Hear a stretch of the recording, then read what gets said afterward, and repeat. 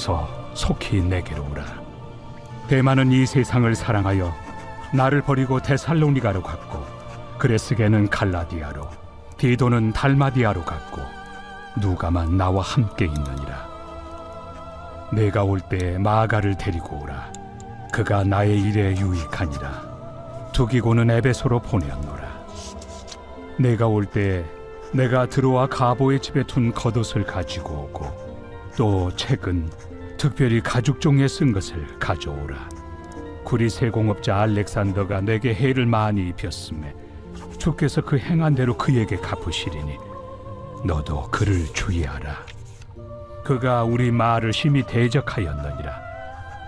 내가 처음 변명할 때 나와 함께한 자가 하나도 없고 다 나를 버렸으나 그들에게 허물을 돌리지 않기를 원하노라.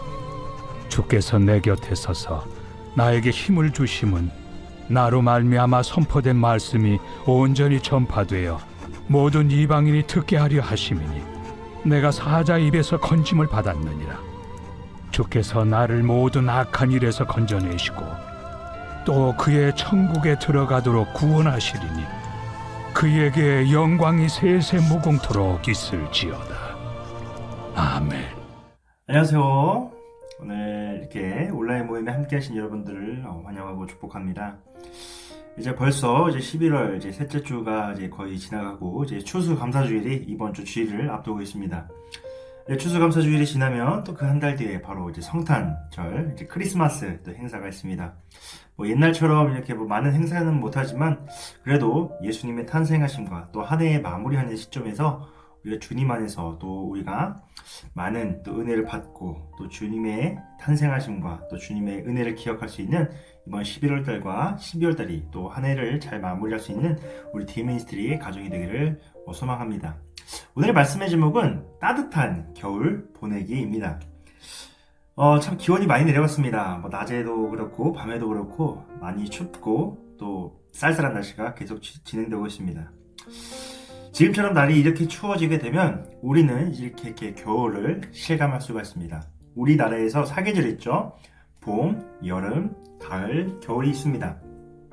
근데 우리가 사람의 힘으로 또 인간의 힘으로 그 과학적인 힘으로는 이 사계절이 오는 것을 막을 수가 없습니다. 자연의 이치죠. 하나님께서 지어주신 그 창조의 질서에 따라 우리는 삶을 살아가고 있습니다. 우리가 마스크 없이 자유롭게 함께하고 또 나누며 교제했던 시간들과 또 연말이 되면 크리스마스를 함께 준비하며 주님 안에서 즐거워했던 시간들과 또 그렇게 따뜻했던 시간들을 추억으로만 남겨두고 있지만 지금은 좀 약간 쓸쓸한 겨울을 보내고 있지 않나라는 생각이 듭니다.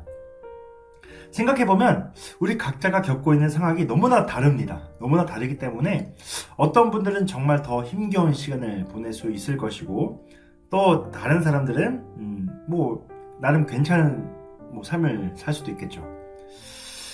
지금이 내 인생의 겨울이라고 말할 수 있는 분들도 아마 계실 수가 있습니다. 분명한 것은 우리가 겨울을 막을 수는 없다라는 것입니다. 그러니까 쉽게 말하면 고난이 우리 삶 가운데 오는 것을 막을 수가 없다라는 것이죠. 우리에게 그 찾아온 겨울과 그 어려움을 근본적으로 막는 것은 우리의 힘에 또 능력에 밖의 일입니다.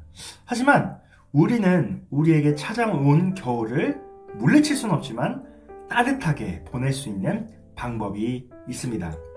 우리가 그 겨울을, 추운 겨울을 따뜻하게 보낼 수만 있다면 얼마나 좋겠습니까? 오늘은 그 방법에 대해서 좀 우리가 간단하게 또 살펴보면서 생각해 보기를 원합니다. 저와 여러분들의 인생에서 만난 어려움과 그리고 또 추운 겨울과 같은 시기를 만날 때 우리가 어떻게 인생의 겨울을 따뜻하게 보낼 수 있는지 좀 생각해 봤으면 좋겠습니다. 오늘 우리가 읽었던 본문에서는 사도 바울이 인생의 겨울을 보내고 있습니다. 그러니까 사도 바울의 인생에 있어서 가장 힘겨운 지금 삶을 살고 있는 것입니다.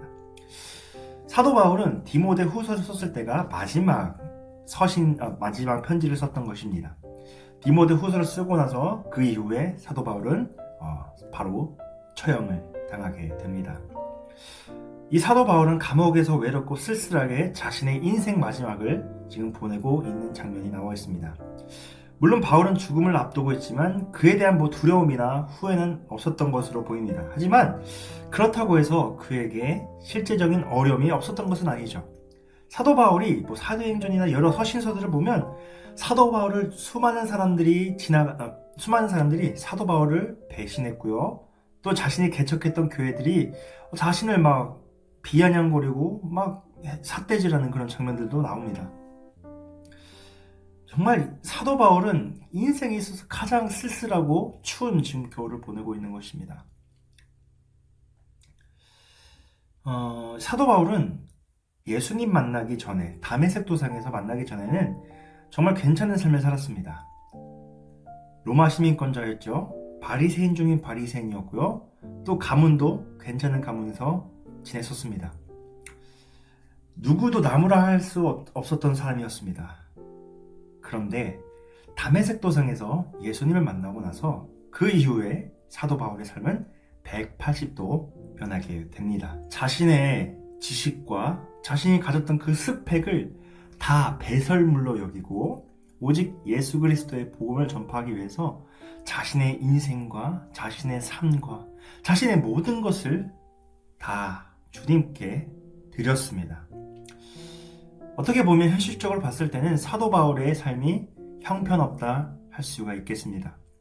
하지만 영적으로 또 주님의 시선으로 봤을 때는 사도 바울은 그 누구보다도 예수 그리스도의 복음에 또 하나님의 말씀에 정말 순종하고 말씀을 따랐던 사람 중에 한 사람이었습니다. 하나님 보시기에는 그 사도 바울의 삶이 얼마나 이뻤겠습니까? 또 좋았겠습니까?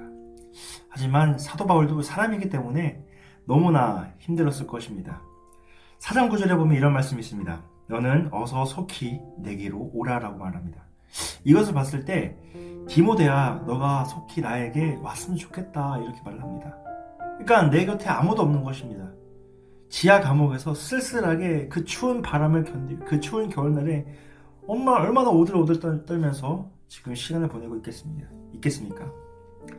그래서 사도 바울이 디모데에게 야 너라도 속히 나에게 좀 왔으면 좋겠다라고 하면서 디모데를 그리워하고 있는 내용입니다.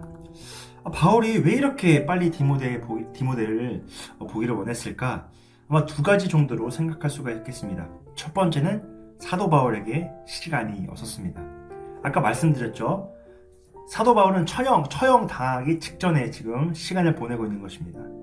이제 사도 바울에게는 시간이 얼마 남지 않았습니다. 자신이 담당했던 그 사명들과 그런 것들을 이제 마무리하는 시점에서 디모데를 이제 부르는 것이죠. 자신의 그런 사역 스킬 아니면 다른 것들 예수 그리스도의 복음의 그런 능력들을 디모데에게 다 전달하고 싶었을 것입니다. 두 번째는 사도 바울에게는 사람이 없었습니다. 10절부터 12절까지에 수많은 사람들이 나옵니다. 데마부터 해가지고 그레스게까지 또 디도까지 여러 명 사람들이 나오는데 그 사람들은 사도 바울을 같이 사역했던 사람이지만 후에 이제 사도 바울을 이제 배신했던 사람으로 볼 수가 있고 4장 11절에 보면 누가복음을 썼던 그 누가만 내 곁에 남아있다라고 사도 바울이 지금 말을 하고 있는 것입니다. 사도 바울은 수많은 사람들과 만나면서 또 교제하면서 얼마나 많은 자신의 그런 사랑과 그런 헌신들과 섬김의 마음을 그 수많은 사람들에게 베풀었겠죠. 하지만 자신에게 돌아온 것은 배신과 비아냥과 삿대질밖에 없었습니다. 얼마나 외로웠겠습니까? 저도 수많은 사역을 하다 보면 많은 사람들을 만나죠. 근데 그 중에서 좋은 사람들도 있고 그렇긴 하겠지만 또 1년에 보면 저에게 상처를 주거나 아니면 저를 모함해서 비아냥거리고 했었던 사람도 몇 명 있습니다. 지금 그 사람들하고는 연락은 안 하지만 그래도 그런 사람들로 인해서 저도 개인적으로 상처가 많이 받을 때가 있습니다. 저도 그 당시에는 너무나 힘들고 견디기가 힘들었습니다. 주님의 사역을 감당하기가 얼마나 이렇게 힘들까라는 그런 자괴감에 빠질 때도 있었습니다. 하지만 이 사도 바울은 얼마나 그 외로운 상태에서도 따뜻한 겨울을 보내기 위해서 지금 말씀을 지금 계속 적고 있습니다. 사도 바울은 아까 말씀드렸다시피 많은 사람들에게 지지를 받지 못했습니다. 하지만 사도 바울은 그 사람들을 정죄하지 않았습니다. 그들이 비록 침묵했고 또 바울을 모른 척하고 비난했지만 사도 바울은 그 악한 의도로 그 사람들에게 저주를 퍼붓지 않습니다. 오히려 그들의 잘못을 용서하였습니다. 아무도 내 곁에 없을 때에 사도 바울은 자신이 혼자가 아니라는 것을 알고 있었습니다. 바로 내 곁에 성령 하나님께서 계셨고 내 마음 가운데 예수 그리스도가 있었고 그것 때문에 사도 바울이 지금까지 하나님의 말씀을 온전히 전파하는 사역을 감당하였습니다. 사도 바울이 지금 경험하고 있는 어려움과 그리고 자신을 배신했던 그 수많은 사람들로 인한 힘겨운 시간들 그리고 그 사람들로부터 버림을 받았던 그 상처와 힘든 일을 겪었을 때 사도 바울은 다른 것을 더 생각하지 않고 오직 주님을 생각하고 주님을 의지하고 있습니다. 혹시 여러분들은 사도 바울과 같이 현재 추운 겨울을 보내고 계십니까? 아무리 애를 써도 상황이 나아지지 않고 추위는 정말 계속되고 있는 느낌을 받고 계시지 않는지 여러분들께 여쭙고 싶습니다. 아무리 그럴지라도 여러분들과 저는 주님을 붙들고 계속해서 주님을 의지하였으면 좋겠습니다. 우리가 비록 올해 많은 사역들을 하지 못했습니다. 또 심지어 회의감이 들 때도 조금 있습니다. 하지만 주님께서 우리에게 맡겨주신 그 사명들 단 하나 예수 그리스도의 복음을 전파하는 것 그리고 우리가 하나님의 말씀을 내 마음속에 받아들이고 순종할 수 있는 삶을 살라 이것이 저와 여러분들의 사명이지 않나라는 생각이 듭니다. 겨울이라는 계절이 바뀌지 않는 것처럼 보일 때도 있지만 아닙니다. 겨울이 계속 있는 것이 아니죠. 겨울 다음에 따뜻한 봄과 그리고 더운 여름이 오듯이 지금 현재 힘겨운 그리고 겨울을 보내고 있을지라도 나중에 그것을 통해서 연단되고 훈련받아서 더 성숙된 사람으로서 그리스도인으로서 쓰임받을 수 있는 그것을 좀 기대하며 나갔으면 좋겠습니다. 그리고 지금 겨울의 추위를 이길 수 있는 그 따뜻한 주님의 손길을 잊지 마시기를 바랍니다. 주님을 의지하는 것이 우리가 지금 추운 겨울을 이기는 힘이 될 줄 믿습니다. 이렇게 오늘 본문을 짧게 살펴봤습니다. 바울은 자신에게 맡겨진 사명을 완수하고 경주를 마친 후에 다음 주자로 디모데에게 바통 터치를 했습니다. 그리고 디모데는 바울이 그랬던 것처럼 성경이 그 이후에 적혀 있지 않지만 디모데도 주님이 주신 사명에 따라 부르심을 받은 대로 충성하고 또 신실하게 맡겨진 직무를 감당했습니다. 바울이 그랬던 것처럼 또 디모데도 추운 겨울과 같은 일들을 만났을 것입니다. 하지만 바울이 그랬던 것처럼 디모데도 함께했던 동역자 그리고 주님의 사람들 여러분들 곁에 있는 우리 디미니스트리라는 공동체 그리고 교회 가정 여러분들 수많은 그런 믿음의 동역자들이 있습니다. 그 사람들을 위해서 기도하고 또 중보하고 그 사람들과 같이 교제하면서 우리가 주님의 사역을 또 감당했으면 좋겠습니다. 우리가 잊지 말아야 할 것은 무엇이냐? 주님의 영광과 주님의 은혜입니다. 우리가 사는 이유와 목적이 다 거기에 있습니다. 우리 인생에서 바른 방향을 가르쳐주는 것이 주님의 영광이고 또 그 영광을 이루도록 우리를 일으켜 세워주는 것이 바로 하나님의 은혜입니다.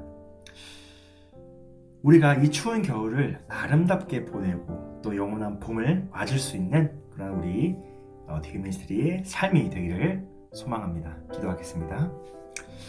사랑하는 하나님 아버지 감사합니다. 우리가 사는 이유와 목적이 하나님의 말씀에 있는 줄 믿습니다. 우리 인생에서 바른 방향을 가르쳐주는 것이 주님의 영광이고 또 그 영광을 이룰 수 있도록 우리를 일으켜 세워주는 것이 바로 하나님의 은혜인 줄 믿습니다.